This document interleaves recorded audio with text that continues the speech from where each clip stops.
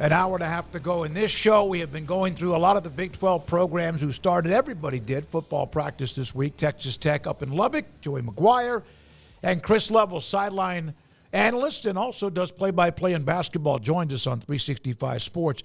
Is everybody healthy as they open up camp? Yeah, I think for the most part. I mean, the quarterback's shoulder seems to be healthy, which is that's all I was worried about. Yeah, I saw a quote or two from him that he felt like it's just feels like I can sling it now. Yeah, it's it's just been a problem up here since 2010 or so, and it's hard to win consistently that way whenever your quarterbacks are constantly getting dinged up, whether it's bad luck or whatever. But that's obviously a focus, and it's fair for you to ask that whenever you shut Baron Morton down halfway through spring just to kind of try to back him off, and then obviously raises a red flag of sorts, and just kind of like, whoa, what's going on? But he seems to be okay. Now we'll see in a couple of weeks through camp. A lot of throws in that arm through practices and all those things. If it's still fine and all that, but yeah, I think they've got a left tackle that I think they're holding out for the first week or so, Sterling Porsche.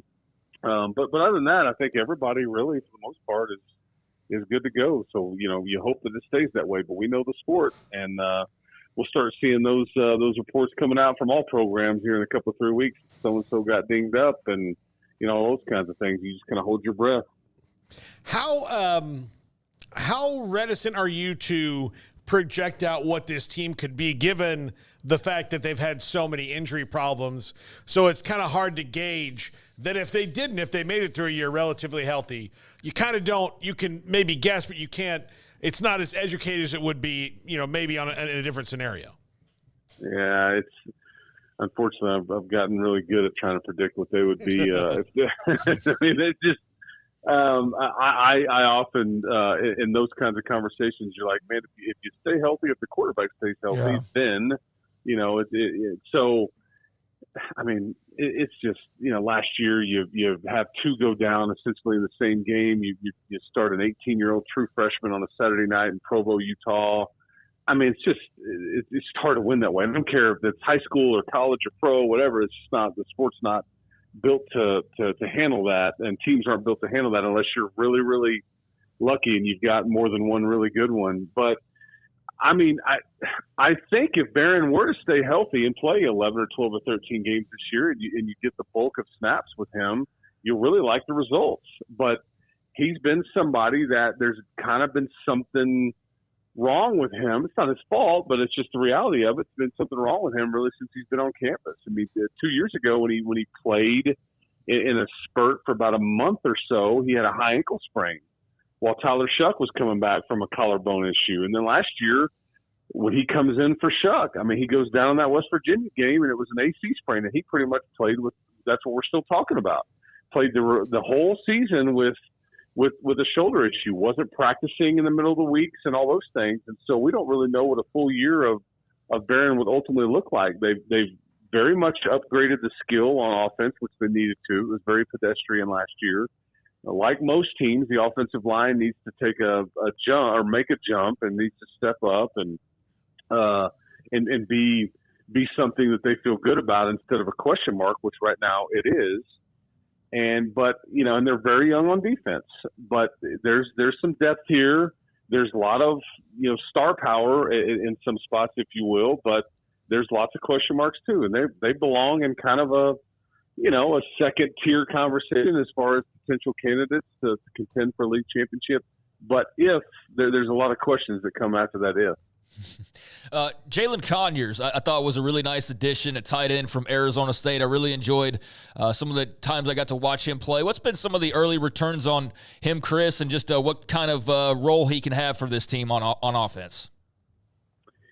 Yeah, Craig, I think they feel like he's somebody that they can move him around.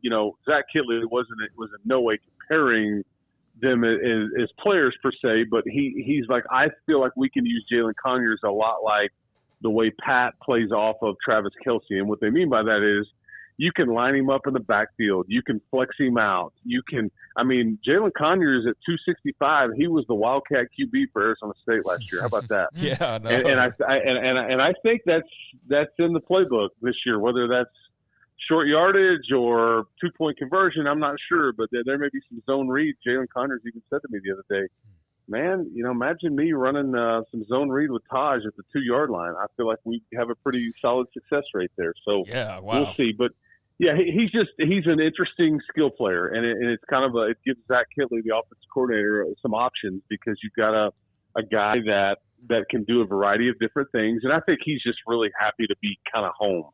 He's a West Texas kid and kind of always wanted to come here, and it just didn't work out initially. And then after going to Oklahoma and then Arizona State, he's able to finish it up here. But yeah, he's certainly a piece that I think people are excited about. But he's definitely a pass catcher and a skill player. I think where he would tell you he's trying to get better at is I've got to be more of a factor in the run game as a traditional tight end with my hand in the ground. I think that's what the next level folks have told him he needs to be a bit better at. So that's kind of what he's focused on. I saw the note maybe a few days ago. Joey wants to make sure practices are louder, more intense, whatever, because they have struggled on the road. Most people do not play well on the road. What do you notice, if anything, that might be different about them trying to create that type of edge on the road? Man, they have that's the obviously slow starts and then road games is kind of if you're going to criticize, and Joey's aware of it. I talk to him about it all the time. That's kind of the two criticisms in his tenure here. They've been really good at home. They finished the season strong. I think the schedule sets up for them to start out better this year and maybe on the road if they can survive the Washington State game and they can kind of get on a roll. The road thing is just they haven't really been blown out.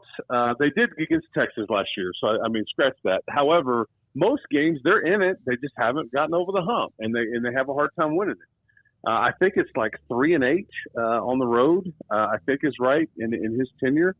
That doesn't count the 2 bowl wins or anything like that. These are true road games. I think I'm right on that number. But I'll tell you what he's talked about, and yeah, you try to do some different things with your game day routine on the road depending on the start. I think I don't know how you do this, but trying to identify what you are as a team sooner, and maybe that's going on now. Like this whole Taj Brooks thing, it wasn't really a thing, and you didn't really figure it out until late September, early October, and I think that maybe you survived Wyoming, maybe you survived West Virginia last year, which were 2 losses early on.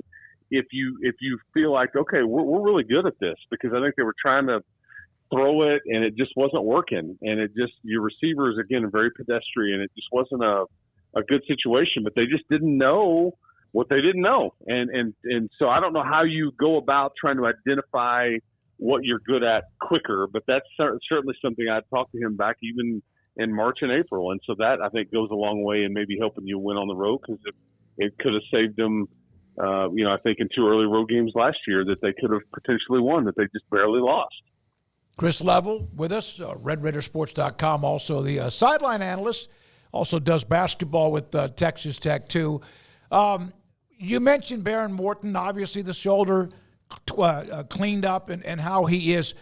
What is he as far as in the locker room? What is he one of those that people rally around? I'm sure because he played with a lot of pain and has before, and then he got put into a tough situation early on, that he must be a guy I would think that the players would run through a wall for.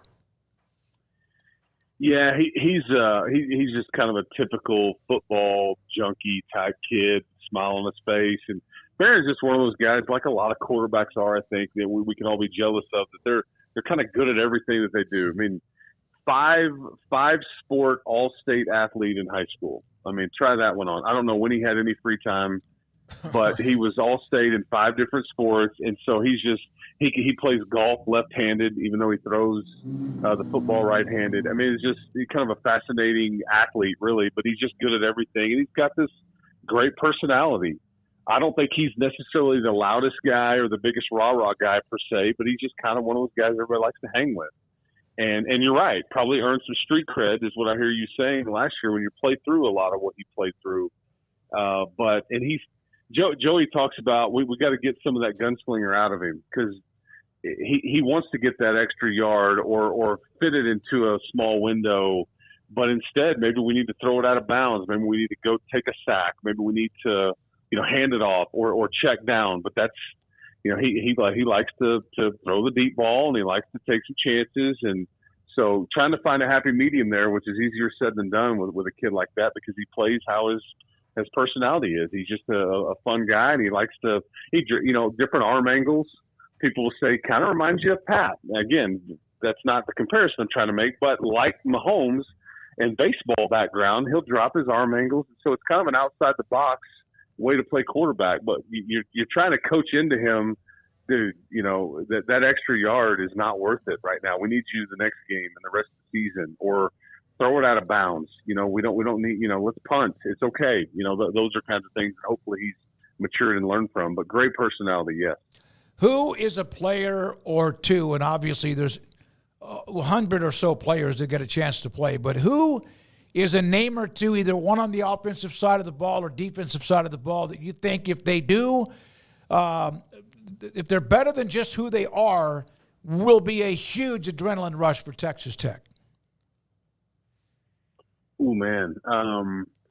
Offensive line-wise, the center is a redshirt freshman right now, Sheridan Wilson. If he's what they hope, because he's kind of come in and he's won the job over some of the portal seniors that they brought in, which is a bit of a surprise to this point. But if he's good, it has a chance to really solidify their offensive line because he kind of, I think, has wowed some folks and surprised some folks and all that. Defensively, there's Quincy Ledet is probably a name I would give you. He's a defensive tackle. He's played with Tony Bradford and Jalen Hutchings, who I felt like were here for a decade. But he's the guy that's played with him for the last 2 years. That's kind of the old head up front, and he needs to be a solid.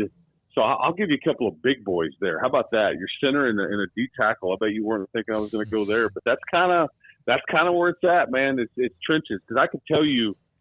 Josh Kelly, and we know about Taj Brooks, and obviously the QB, and we got some tight ends that you like. You guys know about Micah Hudson, but it's really, about trenches. I love their two interior linebackers, and Jacob Rodriguez and Ben Roberts, who had over 100 tackles last year, but I'll go with big boys up front. Micah Hudson obviously gets the headlines, and for good reason. What's the confidence level in the rest of that receiving room, Chris? Well, I mean, it needs to be better. I mean, it just does.